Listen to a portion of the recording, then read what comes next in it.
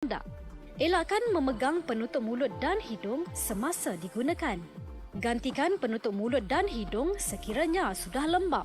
Jangan sesekali menggunakan semula penutup mulut dan hidung yang telah dipakai. Sumber Kementerian Kesihatan Malaysia.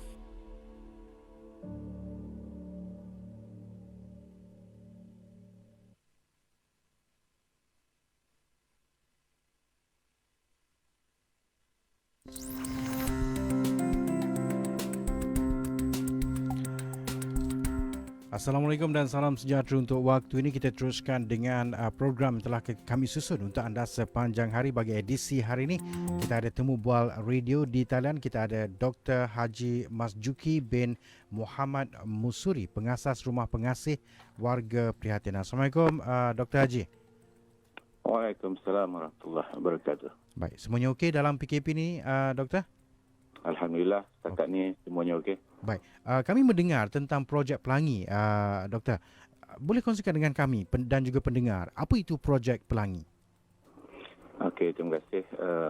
Sebenarnya projek Pelangi adalah satu inisiatif daripada anak-anak yatim dan asnaf serta murabi dan murabiah Rumah Pengasih Warga Prihatin ni, khusus untuk mendidik jiwa anak-anak agar menjadi insan yang prihatin melalui aktiviti bantuan kemanusiaan. Dia bermula daripada tahun 2015 dahulu, di mana di hujung 2014 berlaku banjir besar di Kelantan. Jadi projek ni dilancarkan waktu itu dengan mengulurkan bantuan secara en blok beramai-ramai, sekitar 200 orang seluruh warga Rumah Pengasih Warga Prihatin. Berangkat dengan 20 buah kenderaan termasuk jentera berat ke Kelantan, berkampung seminggu suntuk di Kuala Krai, and then mengulanginya 6 bulan selepas itu di Dabung, dan kali ketiga sewaktu Ramadan untuk mengulurkan bantuan kepada mangsa-mangsa banjir yang masih belum pulih keadaannya. Jadi di situ kita lakukan kerja amal bukan saja dengan mengulurkan bantuan, tapi dengan memerah keringat untuk memperbaiki rumah-rumah yang rosak, membetulkan jalan dan sebagainya lah, mengecat sekolah, masjid dan sebagainya. Okey. Jadi selepas itu projek itu dipanjangkan secara istiqamah dengan menyediakan bantuan makanan kepada anak-anak yatim dan fakir miskin melalui bantuan Food Aid, kerjasama dengan Food Aid. Dan kita ada dapur raya yang buat restoran, tetapi kita ada kaunter untuk asnaf, di mana asnaf boleh datang makan percuma di situ. Dan setiap kali ada bencana alam begini, kita akan come forward lah untuk ketengahkan apa saja inisiatif bantuan yang terfikir oleh kita lah. Okey, Doktor, sebelum ini kita ada terbaca mengenai projek Pelangi bersama dengan Imarat, iaitu Pasukan Tindakan dan Bantuan Persatuan Perubatan Islam Malaysia yang menyediakan pelindung muka juga, Doktor. Ya. Menarik tu projek ni. Tapi apa yang menarik ialah bagaimana projek ini berbeza dengan projek crowdfunding yang lain ni, Doktor? Okey, kisahnya sebenarnya kita sudah lockdown sekitar 2 ke 3 minggu sebelum kerajaan umumkan perintah PKP ni. Jadi sewaktu hari pertama PKP berjalan, perintah kawalan pergerakan ini berjalan, malam sekitar jam 1 pagi kita dapat panggilan daripada seorang rakan, iaitu Dr. Alfa, yang juga ahli kepada Imarat ni.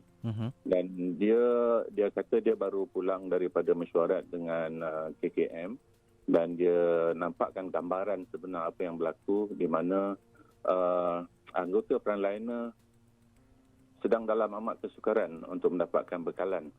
Jadi dia berikan kita satu contoh video tentang splash shield ni. Dia kata boleh tak RPWP dalam keadaan PAP ni bantu mereka buat benda tu. Jadi saya tengok sekali imbas, saya nampak benda ni boleh dibuat dan boleh dikemas, diperbaiki lagi pembuatannya. Lalu kita putuskan malam itu jugalah untuk menerima tawaran tu. Mula dia tanya berapa boleh buat. So sebelum kita jawab, dia terus dah kata boleh tak mulakan dengan 2,000 dulu. Jadi besoknya juga awal pagi kita dah mula buat sourcing. Dan bila kita buat sourcing dengan contoh yang dia bagi dengan bahan-bahan yang dia gunakan, kita nampak tidak sesuai. When dia terlalu lembek dengan semua plastik shield yang ada di pasaran, mereka gunakan stationery punya. Dia terlalu lembek dan tidak sesuai untuk digunakan. Jadi kita buat sourcing langsung di kilang dan kita dapatkan spek sebenar. Sekejap ya. Kita gunakan spek sebenar, kita tumpah daripada kilang dan di situ kita mulakan. Dan apabila kita dah buat, mereka katakan kita punya splash shield tu nampak jauh lebih kemas dan lebih baik dan selesa dipakai berbanding dengan apa yang mereka buat sendirilah. Jadi selepas itu mereka tambah order 10,000 pula. Oh, okey. 10,000, and then Dr. Aspas sendiri dengan dana tabungan dia sendiri, dia pun nak bekalkan kepada pihak hospital dan dia sendiri pun order tambahan. Jadi 2,000 sana, 5,000 sini apa semua. Jadi buat masa ni dah 17 hampir, dah tambah 5,000, 23,000 keping kita dapat. Wow. Okey. Jadi sasaran ini juga di bawah projek Pelangi ya, Doktor? Ada yang di bawah projek Pelangi sebab yang daripada Imarat itu, Imarat ada dia punya projek dia sendiri. Jadi dia pesan kepada kita, dia beri modal dan kita buatkan. Tetapi di samping itu kita pun ada banyak kontak dengan KKM. Jadi masing-masing bila tahu kita buat, masing-masing minta. Jadi kita terpaksa lancarkan melalui program kita sendiri. Dan di situlah kita letakkan projek projek Pelangi bantuan COVID-19, PPE COVID-19. Dia berapa kali boleh pakai tu Tuan Haji, face shield ni?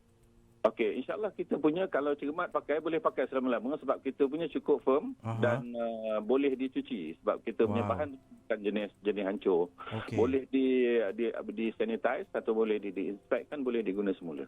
Sebab kalau yang macam binding punya plastik yang dekat stationery tu dia lembik. Dia kena angin pun dia goyang. Bila kena sanitizer pun dia sebab alkohol dia akan jadi kelabu Ya, betul. Okey, baik. Berapa banyak sasaran untuk penghasilan unit pelindung muka ni Tuan Haji, Doktor? Setakat hari ini kita mampu buat sekitar 3,000 pieces sehari. Okey. Pagi ini kita menyiapkan lebih kurang 5,000. Jam 5 pagi tadi kita baru siap 5,000 untuk dihantar kepada KKM seluruh negeri Selangor. Di bawah Kerajaan Negeri Selangor juga.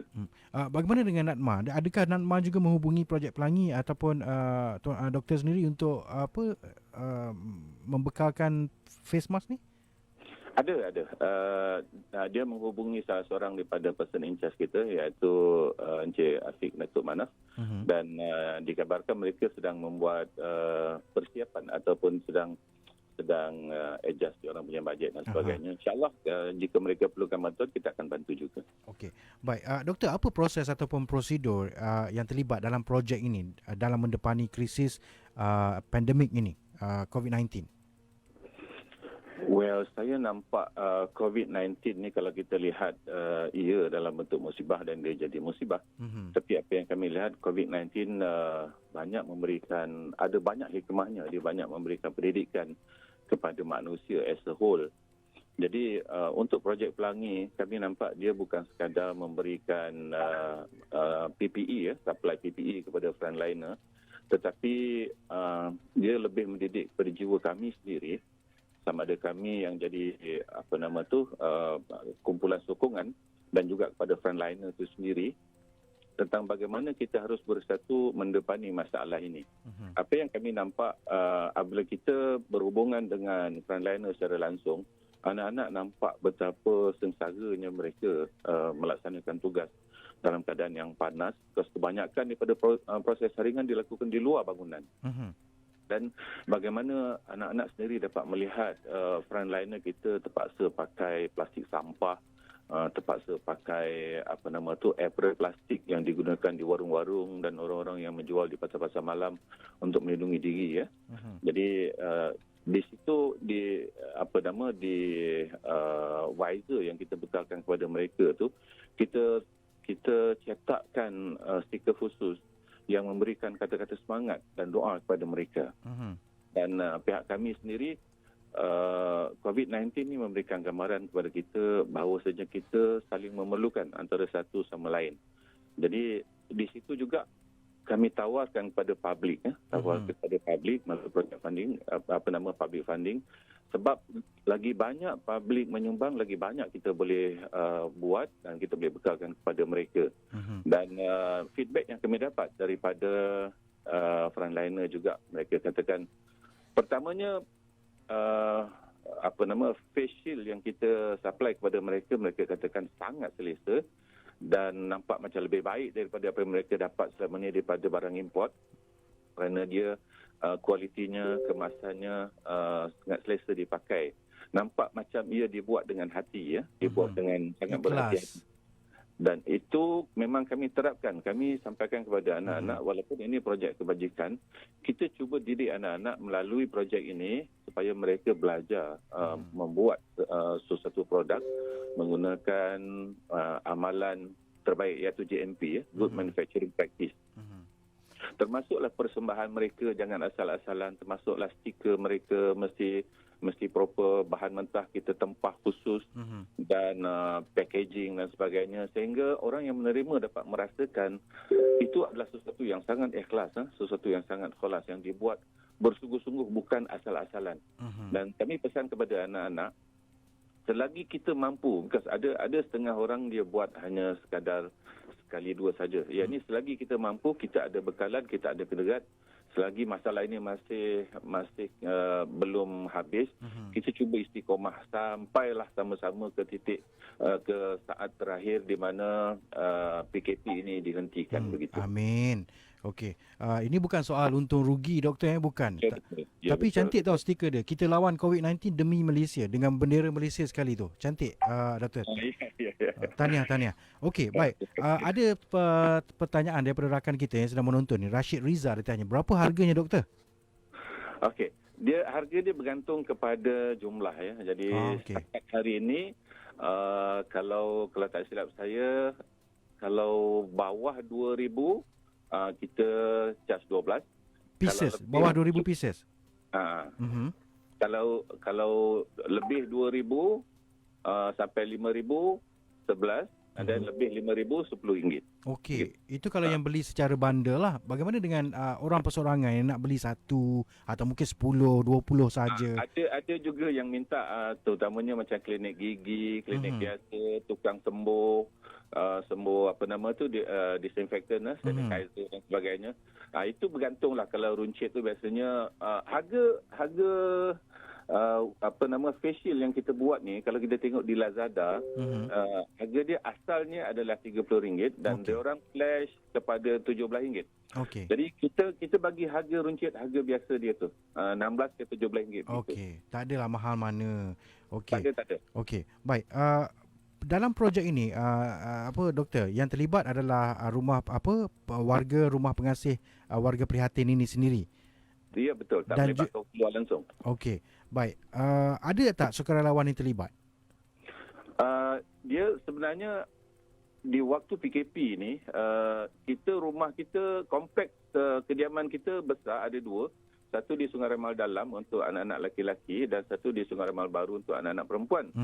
Jadi projek ini dilakukan oleh residen, oleh warga RPWB sendiri, iaitu yang terdiri daripada anak-anak yatim dan anak-anak asnaf, termasuklah murabi dan murabiah dan warga mas yang berkampung di situ, sebab kita tak boleh keluar.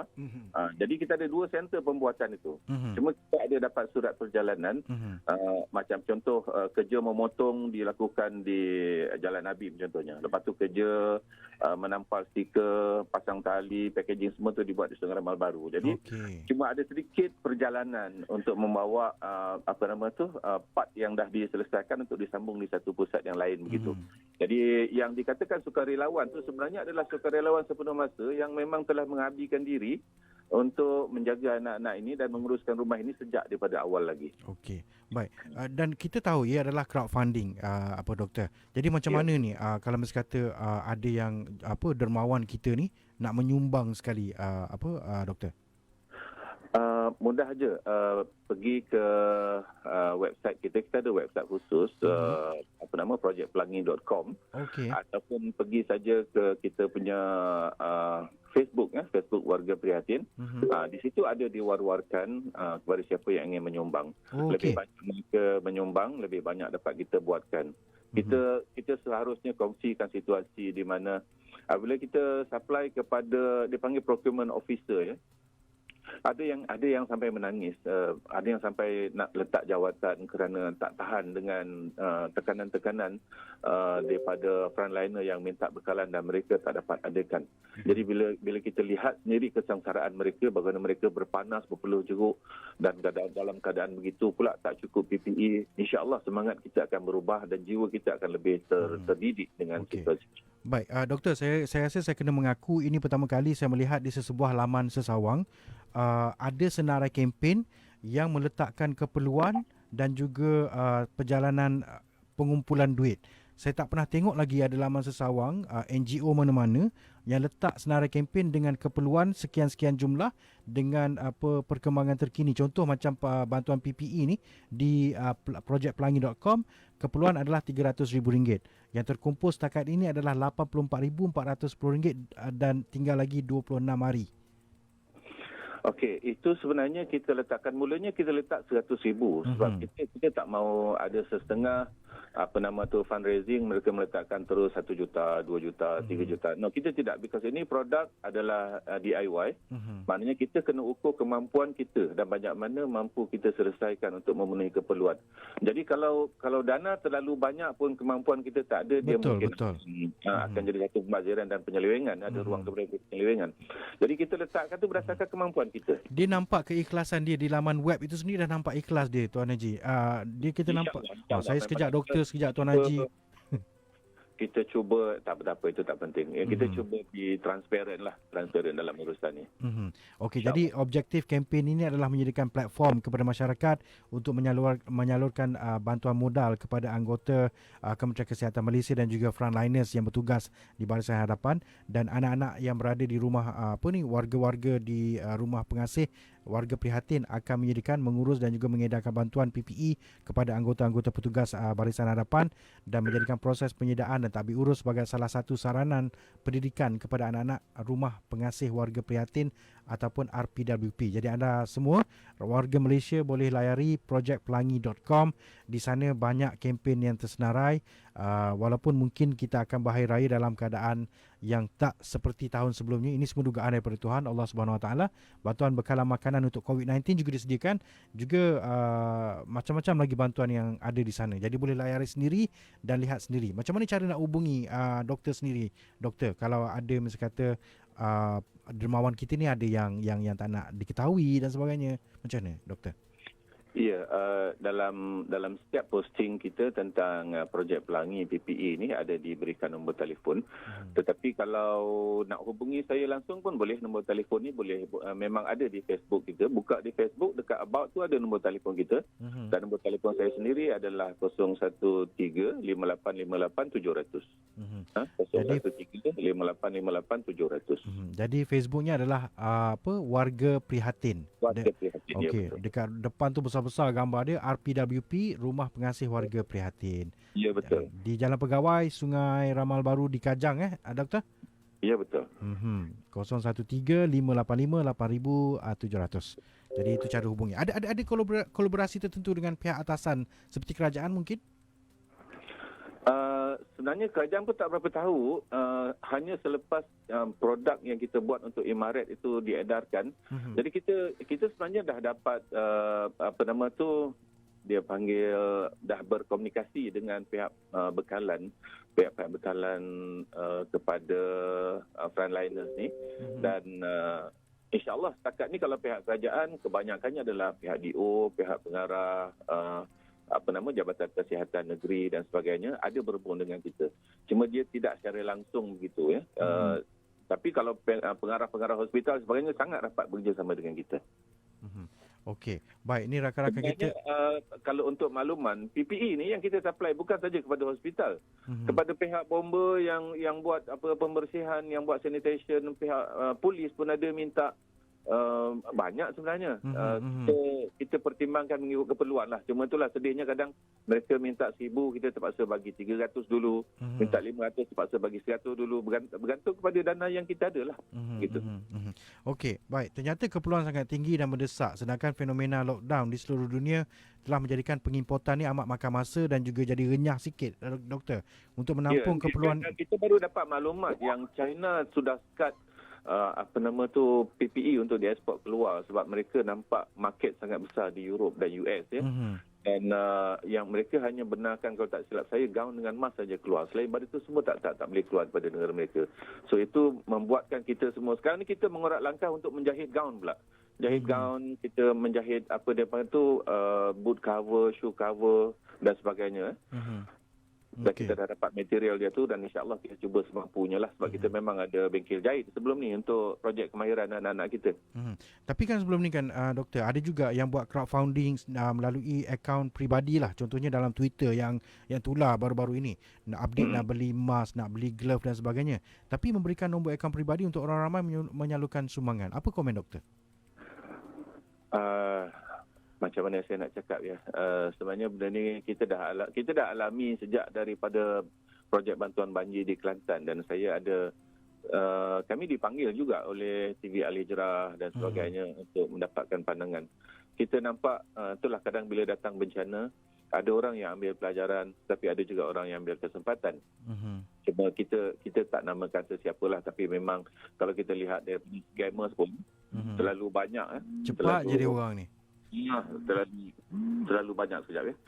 Terlalu banyak mereka ambil kesempatan sehingga kalau kita lihat di rumah-rumah daripada tepi jalan yang ramai-ramai itu sebenarnya bukan mangsa banjir, itu semua adalah scammers. Bila kita pergi ke rumah mereka stack up bantuan banjir sampai ke bumbung. Tetapi bila sampai kepada orang yang benar-benar memerlukan, kita tawarkan pun mereka kata, ni saya masih ada, ni masih ada, ni masih. Mereka sangat humble. Jadi saya nak tegurlah, puak-puak begini berhentilah menangguk di air keruh sebab dia berbeza. Apa yang kami buat, kami tidak ada langsung interest peribadi. In fact, semua sukarelawan termasuk saya sendiri dan juga kita punya selebriti lah, Saiful Nang tu kan. Kita sendiri, harta peribadi kita pun sebenarnya kita dah sumbangkan 100% lah. Dan tenaga kita sumbangkan 100% tanpa vested interest. Kita sendiri duduk di rumah yang sama, makan makanan yang sama, buat kerja-kerja yang sama. Jadi peluang untuk buat untuk ambil interest peribadi langsung tak ada.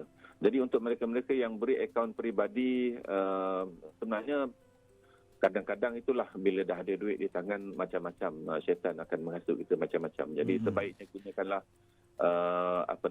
gerakan secara berkumpulan lah, biar ada yang audit, ada check and balance dan sebagainya lah.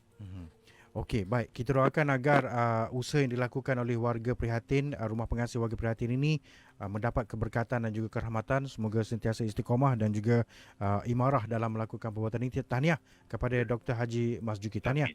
Terima kasih doktor. Sama-sama, terima kasih banyak kepada berita radio bernama dan semua media perdana yang memberikan liputan, kerana tanpa sokongan daripada pihak media juga publik pun tak tahu apa yang kita buat. So, amin, insya-Allah. Masing ada kredit, ada part yang mereka mainkan, termasuklah media. Terima kasih sekali lagi kepada radio bernama. Baik, itu dia tadi Dr. Haji Masjuki bin Muhammad Musuri, pengasas rumah pengasih warga prihatin, dengan topiknya Projek Pelangi Bantu Krisis. Kita akan kembali selepas ini.